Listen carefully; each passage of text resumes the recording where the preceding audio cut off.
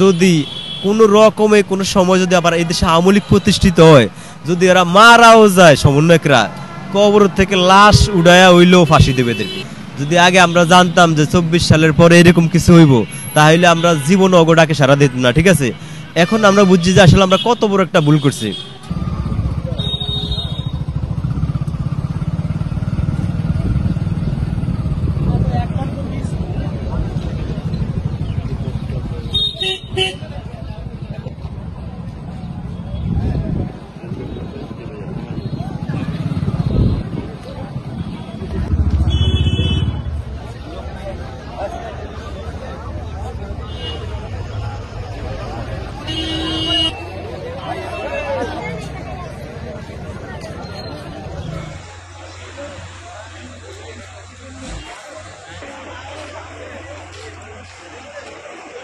ফিরে যাচ্ছে, আমরা জানতে পারছি যে আগামী সোমবার থেকে বর্ডার সিলগালা মেরে দেবে, আমরা বেরোতে পারবো না, সেই ভয়তে আমরা বেরোয় যাচ্ছি।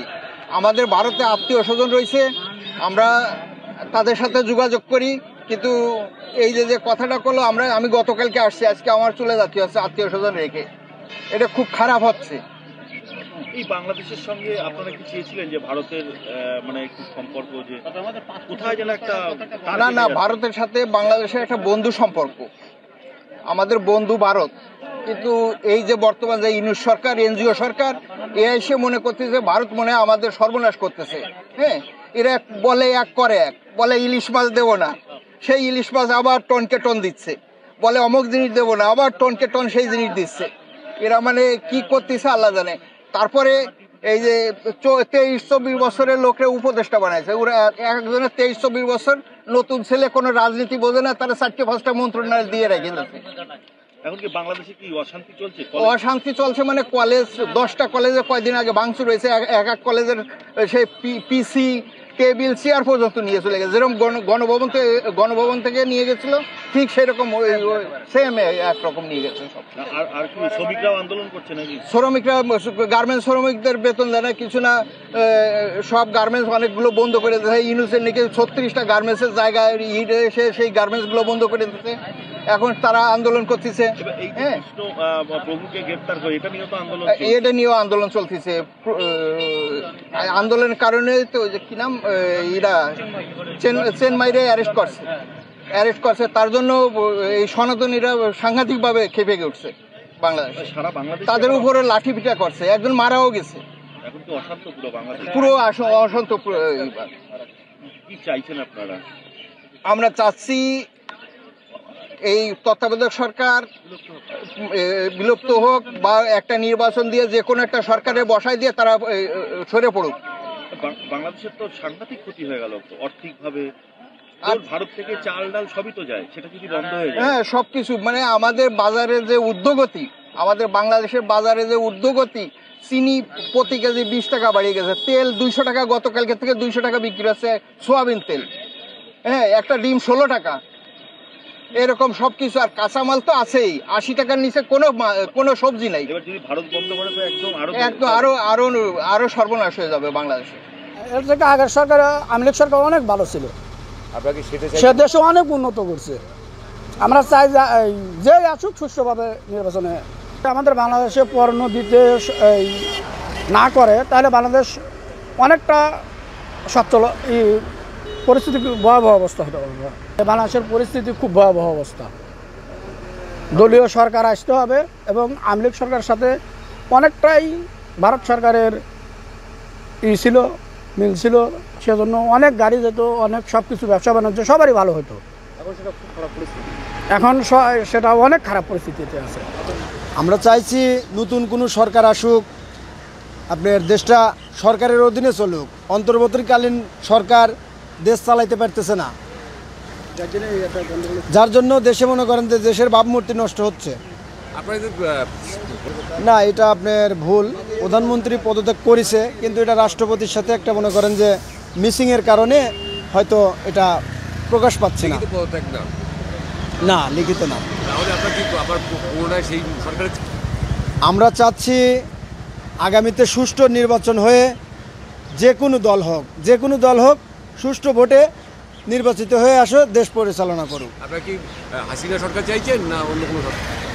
আপনার হাসিনা সরকার আসুক আর বিএনপি সরকার আসুক আর জামাত সরকার আসুক, আপনার সুষ্ঠু ভোটে এসে ক্ষমতা মনে করেন যে বুঝে নিয়ে ভালোভাবে রাষ্ট্র চালাক। বর্তমানে আমাদের এই ইউনিশ সরকার যদি পাকিস্তান আর চায় না বলে যে ভারতের বিরুদ্ধে যুদ্ধ করো, এই যুদ্ধে জড়িয়ে যাইব। ওরা যদি এই দেশে থাকে, যদি কোনো রকমে কোনো সময় যদি আবার এই দেশে আওয়ামী লীগ প্রতিষ্ঠিত হয়, যদি এরা মারাও যায় সমন্বয়করা, কবর থেকে লাশ উড়াইয়া হইলেও ফাঁসি দেবে এদেরকে। মানুষ তো একবার ভুল করছে, মানুষ কি বারে বারে ভুল করবো?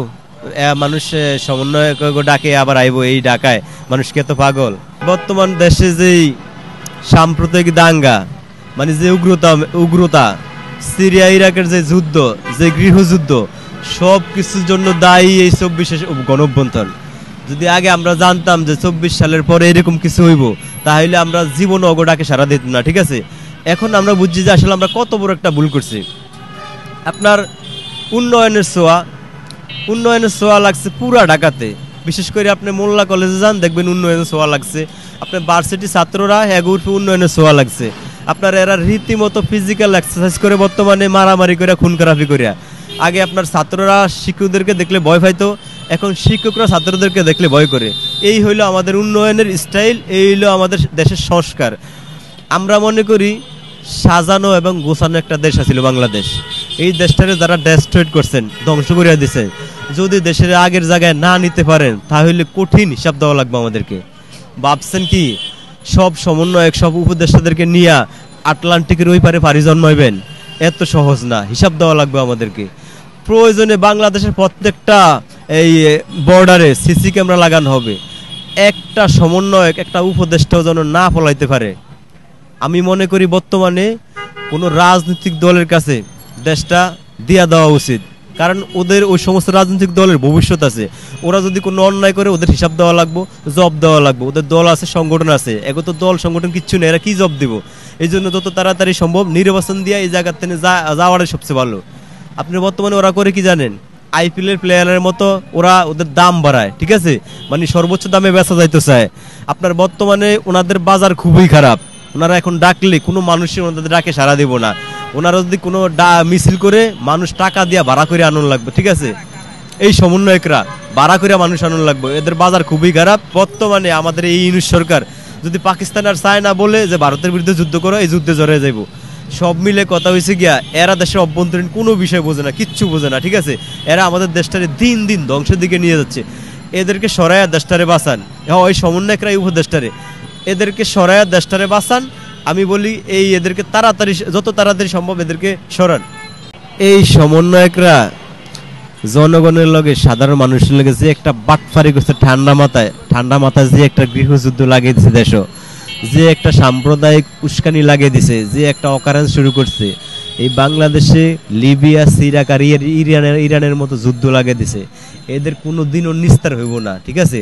এই সমন্বয়করা দেশটার গন্ডগোল করিয়া, দেশটার ধ্বংস করিয়া ফালাইয়া যাইব এত সহজ?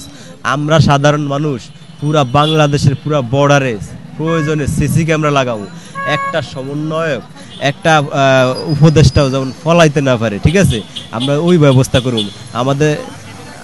আমাদের একটা সাজানো গোছানো একটা দেশের ধ্বংস করিয়া এরা যাইব এত সহজ? যাইতাম দেব না এদেরকে, ঠিক আছে? এই বেইমানির সাজা দিতেই হবে। ওরা যদি এই দেশে থাকে, যদি কোনো রকমে কোনো সময় যদি আবার এই দেশে আওয়ামী লীগ প্রতিষ্ঠিত হয়, যদি এরা মারাও যায় সমন্বয়করা, কবর থেকে লাশ উড়াইয়া হইলেও ফাঁসি দেবে এদেরকে। স্বাধীনতা অর্জন করা কিন্তু সহজ, কিন্তু স্বাধীনতা রক্ষা করা সবচেয়ে বড় কঠিন। আপনারা স্বাধীন করছেন, কিন্তু রক্ষা করতে পারছেন? আর রক্ষা করা সম্ভব এগো দ্বারা? আপনার দেশে যারা বিশিষ্টজন, যারা গুণী, যারা সুশীল সমাজ, যারা রাষ্ট্র বিষয়ে বোঝে, রাষ্ট্র বিষয়ে এক্সপার্ট, ওরা দেশ চালাইব। আপনি এই যে বাচ্চা, 2-4টা বাচ্চা ছেলে, এদের বড় করে দেশ চালাইবেন, এটা কি মোটো যুক্তিসঙ্গত? এরা দেশের কিছু অভ্যন্তরীণ কিছু বোঝে? আপনি মনে কইলি ইন্ডিয়া বয়কট করে আবার ইন্ডিয়াতে ডি মানে, এরা মূলত দেশের কিচ্ছু বোঝে না ভাই। এখন তারা দেশ চলবে না। আপনার যত দিন সামনে যায় তত বাংলাদেশের বিপদ, যত দিন সামনে যায় তত বাংলাদেশের আপনার এই সমস্যা, সংকট বাড়তেই থাকবো। দেশের অস্থিতিশীল পরিবেশ বা যাই বলেন আপনি, সব কিছুর জন্য দায়ী মূলত সমন্বয়করা। আপনার বর্তমান পৃথিবীতে স্বার্থের পৃথিবী, সবাই তার ক্ষমতা চায়। এই যে সমন্বয়করা হাজারো মানুষের উপরে দিয়া অনেক রক্তের উপরে দিয়ে ক্ষমতায় বসছে, কেউ চোখ নাই, কেউ হাত পাও নাই, ওদের খবর তো নেয় না। আপনার অনেক সমন্বয়ের কাছে এগুলোর বিরুদ্ধে অভিযোগ করে। মানুষ তো একবার ভুল করছে, মানুষ কি বারে বারে ভুল করবো? মানুষ সমন্বয় ডাকে আবার আইবো, এই ডাকায় মানুষ কি এত পাগল? মানুষ কি, আপনি কি ভাবছেন এই দেশে মানুষ, এই দেশে মানুষ কি পাগল যে সমন্বয় ডাক দিলে এই দেশে মানুষ চলে আইব? সব মিলে কথা হয়েছে গিয়া, আমরা যারা এই থার্ড ক্লাসের মানুষ, মানে আম্মু কাছে কিন্তু ওই আগের সরকারই ভালো আছিল। কারণ এই সরকার, আগের সরকার চেয়ে ভালো তো দূরের কথা, আগের সরকারের মতো ভালো করতেই পারে না।